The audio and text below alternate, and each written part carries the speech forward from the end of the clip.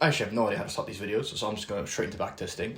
Half the reason I do this stuff is for my own benefit, because verbalizing it, putting it on YouTube, makes me more consistent, makes me take it more seriously, makes me think about it harder, and then hopefully, if one or two phantom people on the planet somewhere want to watch this and actually learn something, good for them. So, I'm going to walk through my backtest of the DAX, German 40, doesn't fucking matter, it's all the fucking same, and I'm going to rewind to a random point in time that has the bars I need. So because I'm a brokey and I can't afford anything above the essential plans, I don't have that many bars, to be honest. So first available date for me on a 1 minute time frame, which is the lowest I will need to use, is only like 6 months ago, which is, it's not fantastic, but it's whatever. So first thing I do, and some of it is going to just be recapping the last video, but that was complete shite, is on my highest time frame, I'll just take a look at what price is doing. I don't make it complicated, I just want to see price deliver from a range. The range can be tiny, it can be big, I don't fucking care. It's personal discretion. The bigger the range, the more likely you are to miss moves. The smaller the range, the more likely you are to get caught in chop. Not massively, based on how your rules are formed, but me personally, yeah. So if I want to wait for like this range to be validated, for example, I'm basically missing everything in here, which is, I don't know, if you ask me, feels kind of shit. Which, caveat, there might not be any moves there anyway, but, theoretically that move happened, maybe there's an entry. I would much rather wait for something like this high, this tiny one over there to be cleared. That's what I would look for, but my 1 minute candle doesn't go that far back, so we're going to have to ignore that, and we'll look at current price. Now, what current price is doing is, even though it's bullish, the local range is bearish. So you might think, oh, why don't I just start shorting? No, we don't do that. If the overall trend is bullish, then you don't trade bearish. Even if there's bearish movement, there's always going to be bearish movement in every bullish pattern. But the overwhelming predominance of the move is bullish.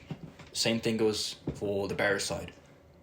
I'm going to flip my chart, so bullish and bearish are kind of going to get confused here, conflated. I trade my chart visually long. I've just trained my eyes that way by complete mistake, and now it's too much of a ball ache to learn the other side. So I flip my chart to bearish side, I get all confused, I don't know what I'm looking at anymore. So that's what I do. If you want to do the same thing, be my guest. It's up to you, makes no difference to me, but that's what I do. So if you see me doing this all the time, just know, bullish or bearish, doesn't fucking matter. The lessons are what's important. So, there's no range. The closest thing to a range we have is this. And that's... nothing's happening there. New range forming. And personally, I would trade this. Now, if this happened all the way down here... Oh, I've lost control of my line. If it happened all the way down here, I probably wouldn't take it, just because it's below the averages. My personal rule is twofold. Above the averages, all of them, and that refers to current price, not just like the overall candle body. So the current price trading has to be above the moving averages, and we also have to be delivering from a range. That's the only way I decide bias. I don't really care about anything else. So now, even though what I said earlier about the bullish, bearish, whatever, we've entered enough bearishness on a lower time frame that was greatly disconnected from the current trend on the higher. There is potential to make money here, or potential to do nothing in a way. So after the validation of this line, I know there's no entries, but I would presumably be looking for entries. And once again, don't get too stressed about the time frames. I'm not explaining my system in great detail. I don't know if I will, I don't know when I will, but at the moment there's nothing to do but just record myself backtesting. And you could argue this range, and in all fairness, probably should not skip that far forward, because that is actually pretty good potential area. Actually looks like a really good potential area. Okay, so let's see what price wants to do. So personally, I'm going to wait for the 5 moving average to be touched on this particular time frame, and that happened really quickly. So let me look at what I consider my personal entry. So I know the 5 gets hit on my middle time frame, when the lower time frame, the 20 gets hit. Roughly. Small discrepancies can happen, but roughly. So even if I pull it back, you can see, assuming there's no weird candle business. Yeah, see? roughly the same. I'll draw a line here with no particular strict logic. I just kind of, the closest thing to strict logic I have is I just want my support line and my trend line to touch at the 0.3. That gives me a nice little filter.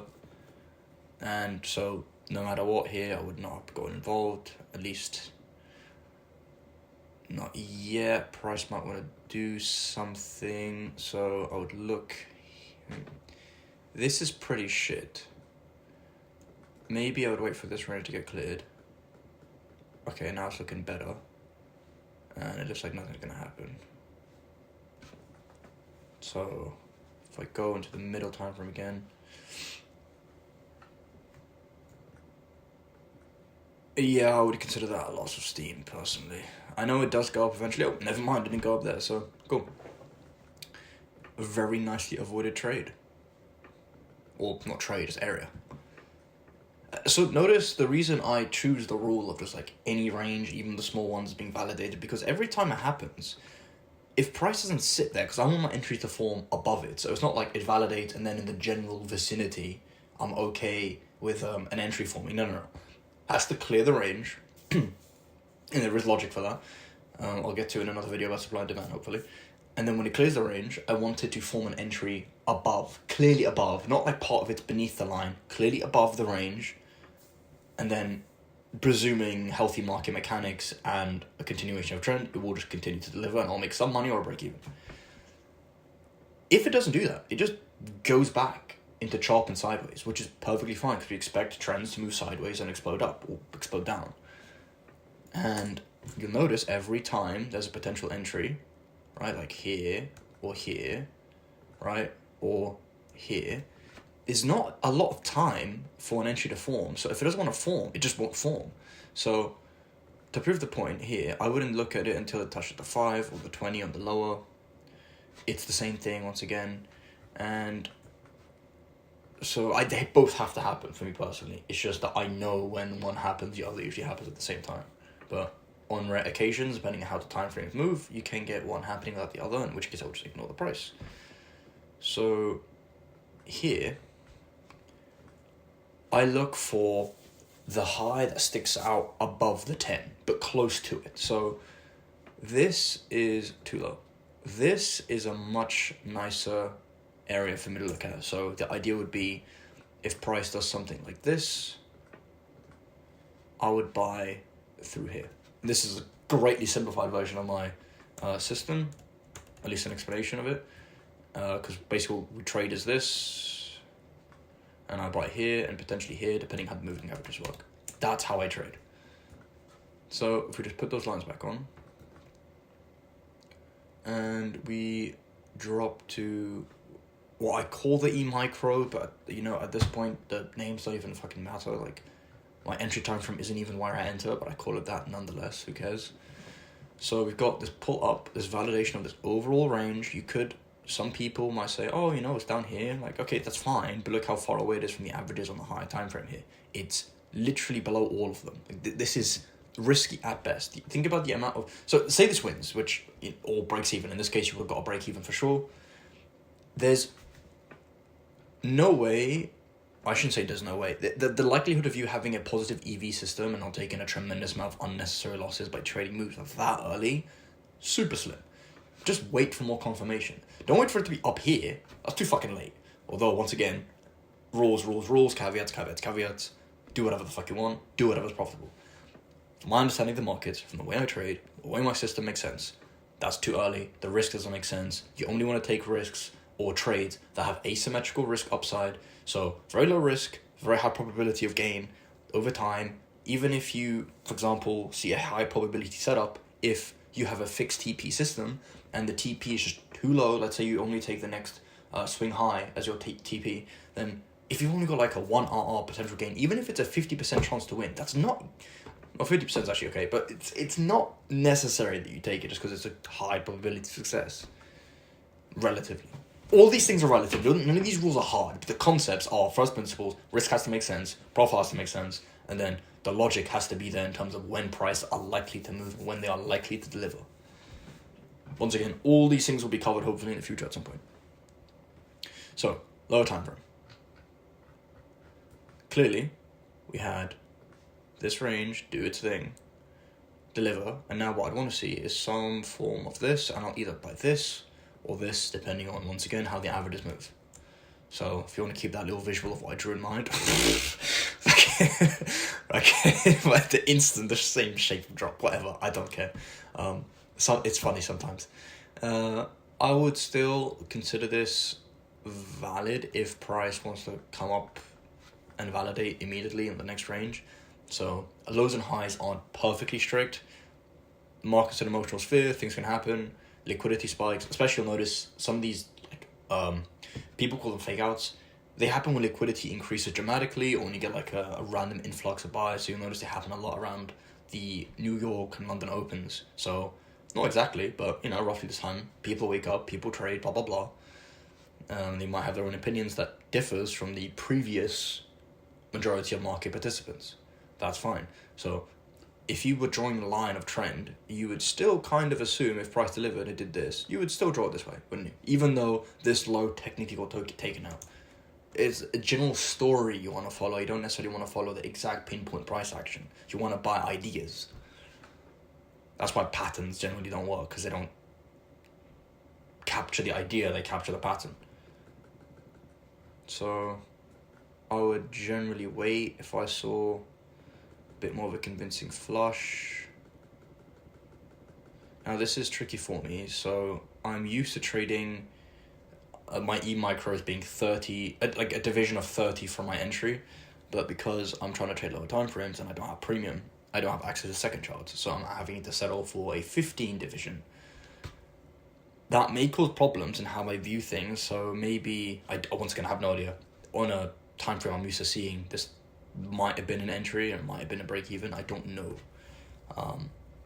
It's hard to tell for me at this point. That's part of the reason I'm backtesting again. Okay, so this is definitely cleared the low, right? This is not a fake out by any means, fake out. I'm not even convinced fake out's a real fucking concept. It's just price moves. You want to add fancy terms to it and label it with a conspiracy term, you're welcome to, but I don't really see the fucking point of doing that. They're not hunting your stop loss, bro. You got $20 account.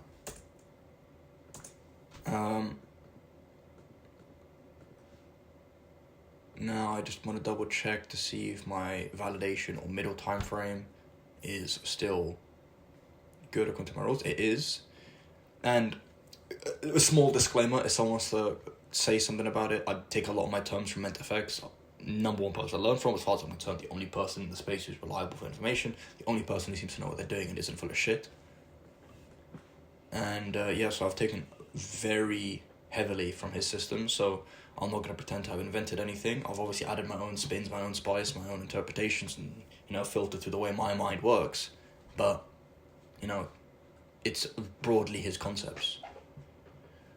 So here, look for the 10, and these ranges can move, right? So like if it was at this point, that's it here, and I would definitely say I'd look for either this range or this range as being the high I want to take out. As soon as this happens, I'm kind of thinking, well, this black one didn't seem very good to me. It was too far from the 20, the way it was sloping so aggressively, and this has become too far from current price. So I'll just move it, right?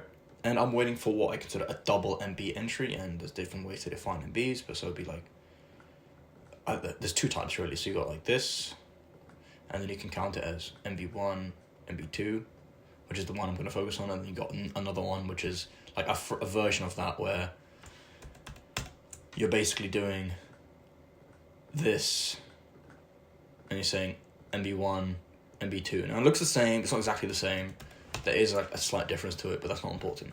So I would consider this MB1 now that it's cleared, because I'd say 1, and then I'm looking for 2. So to be honest, that's fine. That's fine for me. I'll gladly take that. Oh, fucking hell. Yeah, so decently sized range. And I have tiny stop losses, and my face is covering my ATRs. There you go. Don't actually know how to move my face. Whatever. I take my ATR as my stop loss, and if you don't know what the ATR is, it's just a representation of the average volatility. I stick it to my entry time frame, and then I just do half of that. I used to do one full ATR. I don't do that anymore because I found it doesn't actually improve my win rate, but it does obviously take away from my profits to have a stop loss that's unnecessarily large. And the thinking behind it is, if I'm trying to trade a one-sided market after the explosion happens, so I sit through all the sideways and I buy at the tail end of the sideways, I'm expecting an immediate upward move, or downward if it's bearish, sorry. So I'm already anticipating an above average move, so I should expect that if I have an average move below my entry, then we're just not quite ready yet. And I'm willing to take super quick break even. So I'll move my stop loss halfway up on a 0.2 move RR wise, and then I'll go full break even at 0.5 to 1, depending on the stop loss size, but it's usually half ATR. So I'll show you. And I will miss out on some wins, admittedly, but I'll miss out on a lot more losses. So at this point, I would have won 100% broken even. So on this candle, I'd have moved my stop there at minimum, and then just because I could expect a small pullback, and then on this next candle that hit above 1, I'll move to break even. So I would log that as I need to log it for my own benefit.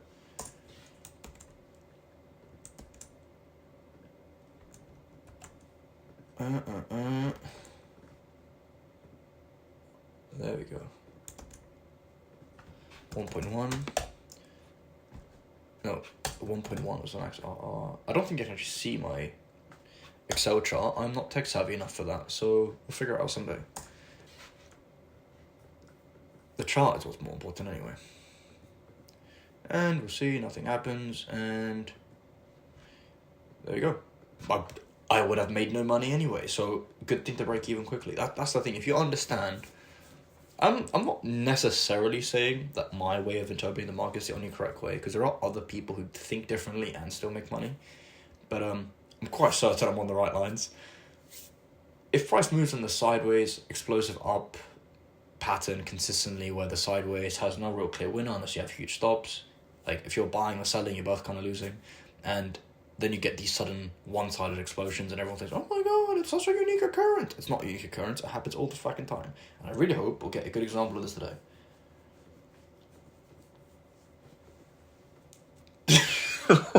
Can't make this up. So if I flip the chart, then you get the sideways action,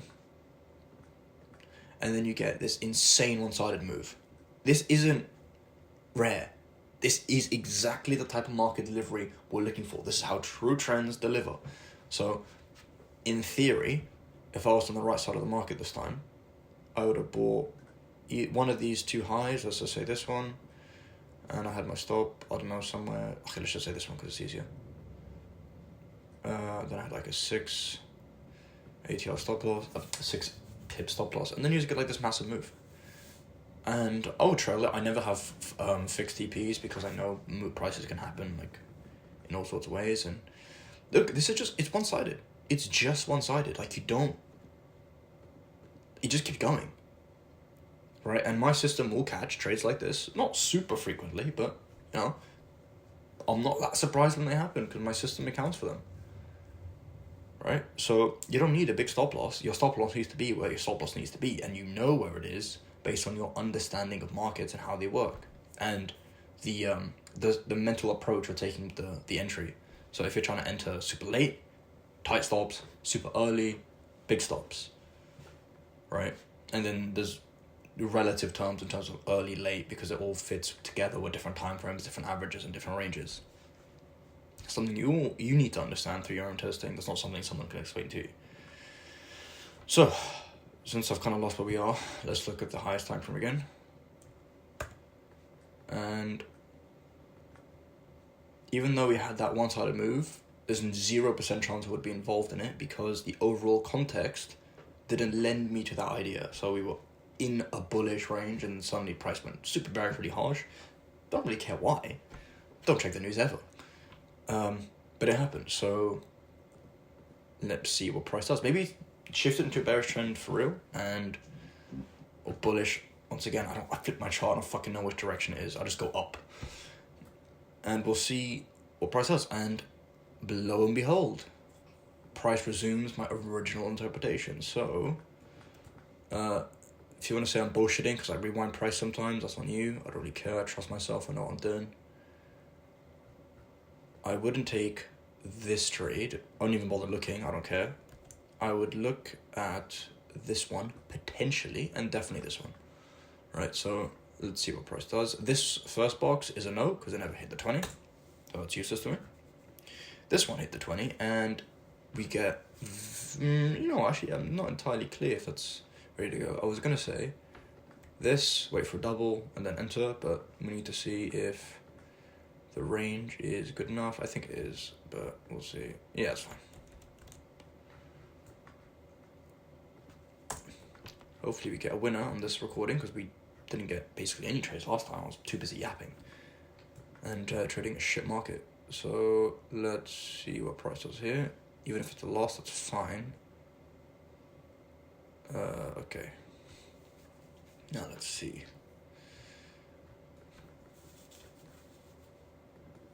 If price wants to be good and give me an entry.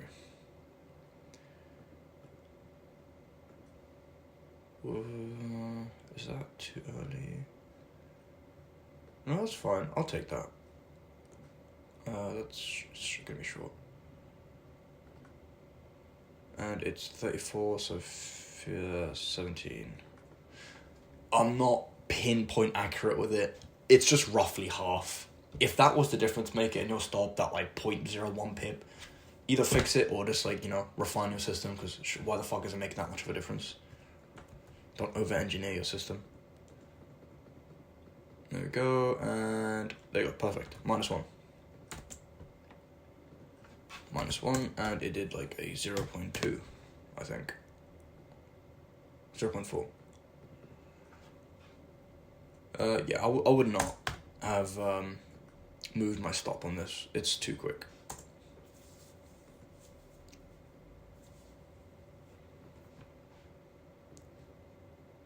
If that, although I should know, if this candle, the wick here, closed like that, I'd have moved my stop ass tight up there. So I'd have been like a minus 0.1 or something instead of a full loss.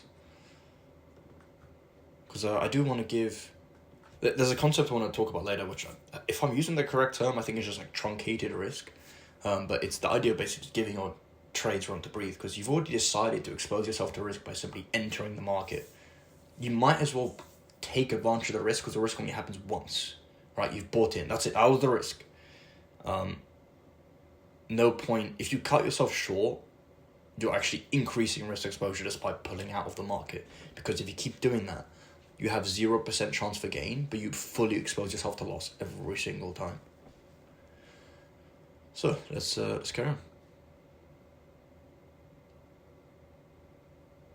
Waiting wants to load. Okay. Now, I have rules around how I interpret momentum, so I would count this as like a momentum block. This almost was, and this is, but because it hit a deeper moving average than this one here, I would consider that a loss of momentum, because the moving averages accommodate for live price. So if momentum slow down, what's more likely to happen? A continuation or a sideways action? You're welcome to guess, but I know what I'm waiting for. There we go. Sideways and fail. So we'll just wait again. And we will enter or start looking for entries above this line here.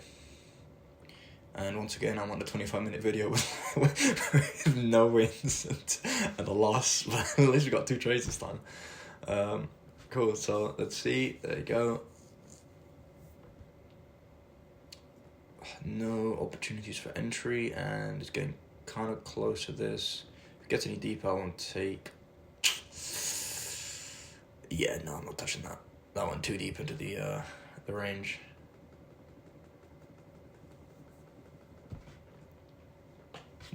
That's just more minutia of how I filter my prices and how I interpret momentum. So if I look at where the move came from, I would expect, assuming a certain amount of momentum that I like to see, there won't be a mega deep retracement into the source, because if that's the case, that means there's orders remaining that want to be tapped in.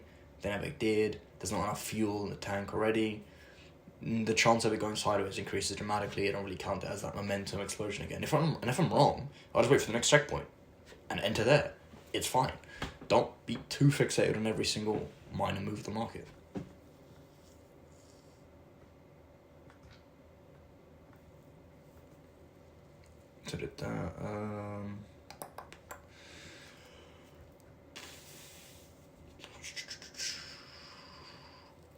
Yeah, that's fine, okay.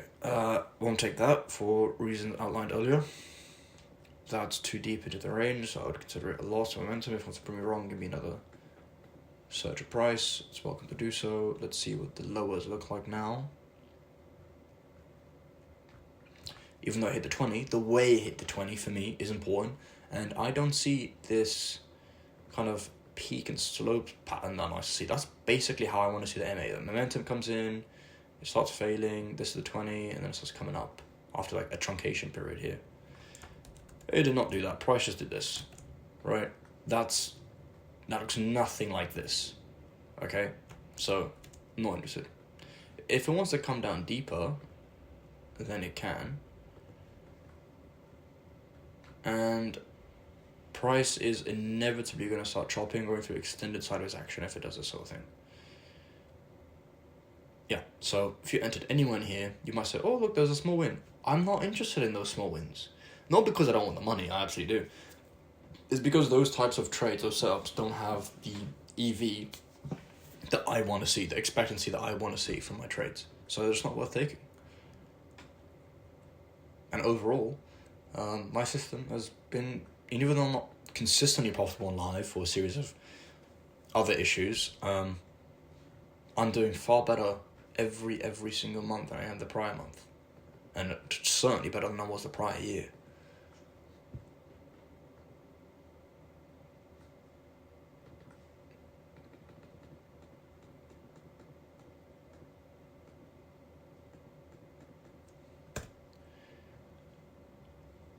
Might be unfortunate in that we're just not going to get any good trades. I don't know if this market was delivering this year or not. But I think this gives you an honest perspective. So if we look at where we started, it was somewhere in July.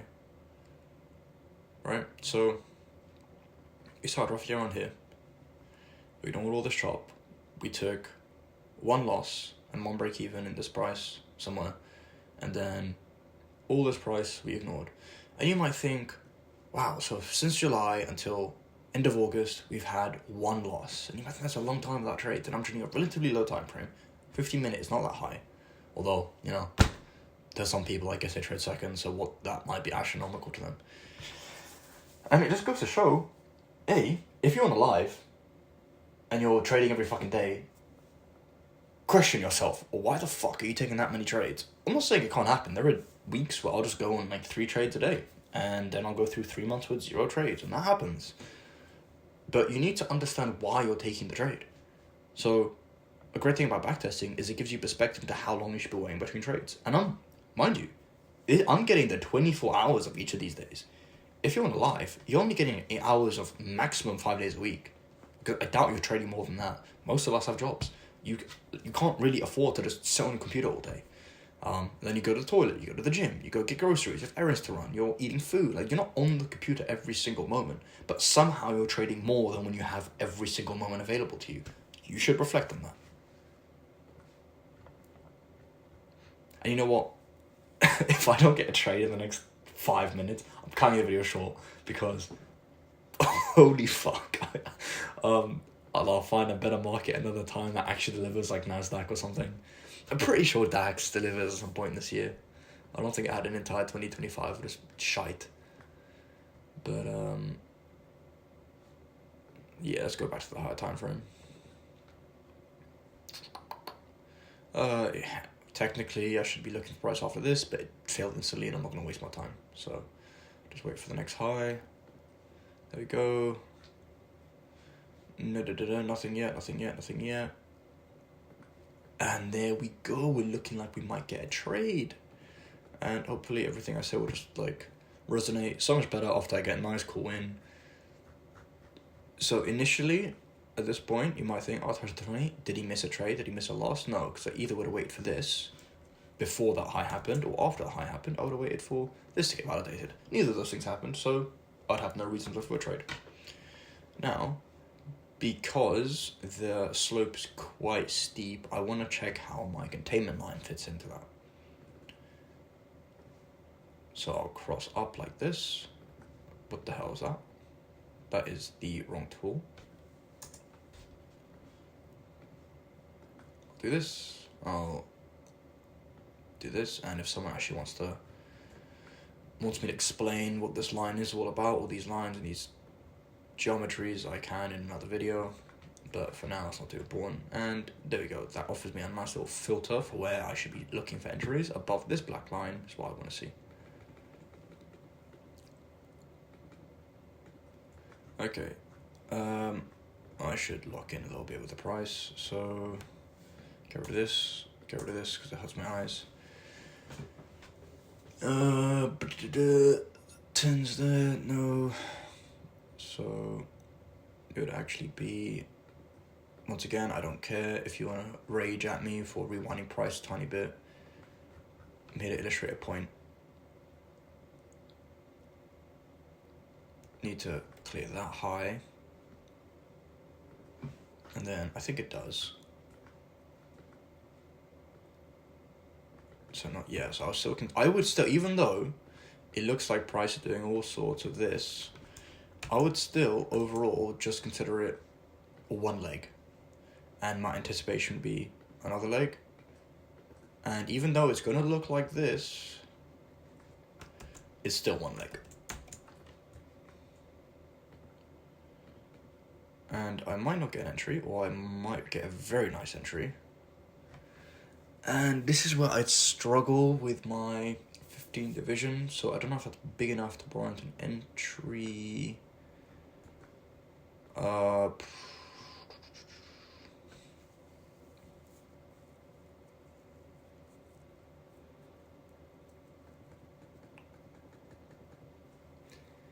guess I'd be more used to expecting something like this, so I'd say that's too small.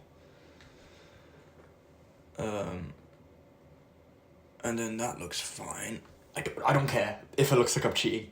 It's partly a backtest for me. I know I'm being honest with myself.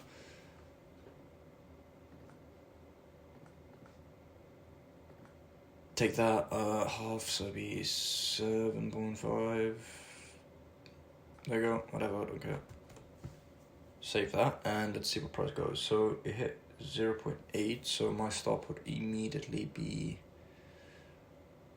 probably there, to be honest, just under that white candle body. And that was a terrible decision. Oh my god. Right, as you can see, I still have work to do.